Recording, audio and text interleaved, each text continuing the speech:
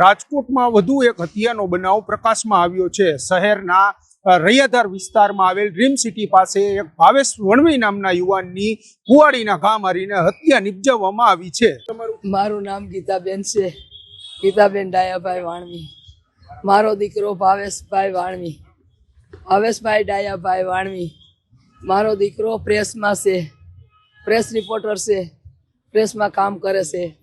એ મારો દીકરો મને કહીને ગયો કે માં હું હમણાં આવું છું।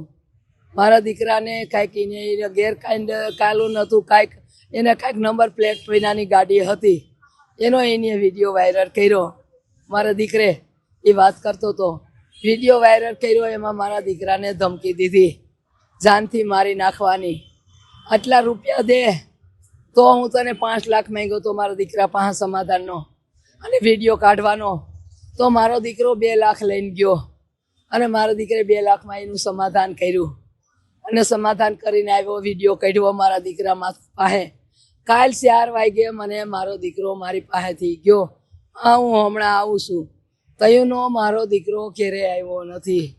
અને એ વિડીયો કોક કહે છે ત્યાં કાંઈક ઓલો હું કહેવાય સિસુડાવાળાનું કહેતો હતો કે સિસુડાવાળો છે, સિસુડાવાળાએ મારા દીકરાને દગેથી માર્યો છે, વિશ્વાસઘાત કરીને મારા દીકરાને માર્યો। નગર મારો દીકરો મરે એવો નહોતો, મારો દીકરો મરે એવો નહોતો।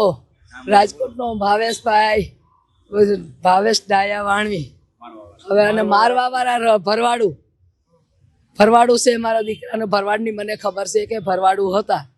અને ત્યાં એ કંઈક ઓલું કહે છે, શું કહેવાય પીવાનું ઓલું સિસોડો, રસનો સિસુડો કહે છે, ત્યાં છે। બીજી અમને એના નામ ઠામ કાંઈ મને આવડતું નથી, એ છે ભરવાડું। મારી માંગણી એક જ છે, મારા દીકરાનો ન્યાય મળે એ પછી જ મારા દીકરાની હું બોડી સ્વીકારે। કાલ લગી હું મારી દીકરાની બોડી નહીં સ્વીકારું। હું દવા પીને મારા દીકરા આત્મહત્યા કરવા હું તૈયાર છું, પણ મારા દીકરાની હું બોડી સ્વીકાર। માવજીભાઈ રાખે છે, સામાજિક આગેવાન। ગઈકાલે રાત્રે અમારા ભાવેશભાઈ વાણવીના અમારા એક નવયુવાનની રાતે હત્યા થઈ છે। હત્યા એટલી બધી ક્રૂરતાપૂર્વક કરવામાં આવી છે કે આમ જોવા જઈએ તો શરીરમાં કોઈ અંગ એવું નથી કે જ્યાં મારવા નથી, એવું બહુ ક્રૂરતાપૂર્વક મારવામાં આવે। એટલે જે કાંઈ બનાવ બન્યો મારે મીડિયાના માધ્યમથી એવું કહેવા માગું કે જે કાંઈ પરિસ્થિતિ હોય, જે કાંઈ પ્રશ્નો હોય, એના માટે પોલીસ છે, એના માટે સરકાર છે, એના માટે કોર્ટ છે। અહીંથી વિશેષ કાંઈ હોય તો સમાજના કોઈ આગેવાનનો સંપર્ક કરવો જોઈએ।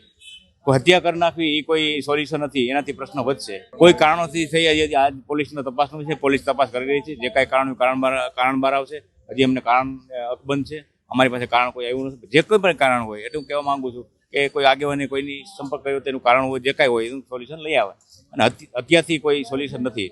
બીજું રાજકોટના પોલીસના જવાબદાર અધિકારીને કહેવા માંગુ છું કે રાજકોટ શહેરની અંદર મહિનામાં 5-5, 7-7 હત્યાનો બનાવ બની રહ્યા છે। અસામાજિક તત્વો બેફામ ફરી રહ્યા છે, રોજબરોજ મારવાથી મારી, ભૂમાફિયાથી મારી, જે કાંઈ લોકો જે છે એ તે મેદાનમાં હોય છે। તો રાજકોટનું પેટ્રોલિંગ વધારવામાં, રાજકોટની અંદર જે યુપી ને બિહાર જેવું વાતાવરણ થઈ રહ્યું છે, હત્યા કરનાર એટલે મામૂલી બાબત છે। લોકોને કાયદાનો કે પોલીસનો કોઈ ડર નથી રહ્યો, એટલે એના પરિવારજનોની માંગણી છે કે જ્યાં સુધી આરોપી નહીં પકડાય ત્યાં સુધી મેં બોડી સ્વીકારવાની એવી પરિવારની માંગણી છે। દલિત યુવાનની હત્યા થતાં જ પરિવારમાં ઘેરો શોક જોવા મળી રહ્યો છે। સાથે સાથે જ્યાં સુધી આરોપી ન પકડાય ત્યાં સુધી લાશ છે તે સ્વીકારવાનો પરિવાર દ્વારા ઇનકાર કરી દેવામાં આવ્યો છે। યુવરાજ ચૌહાણ, પંજાબ ડિજિટલ, રાજકોટ।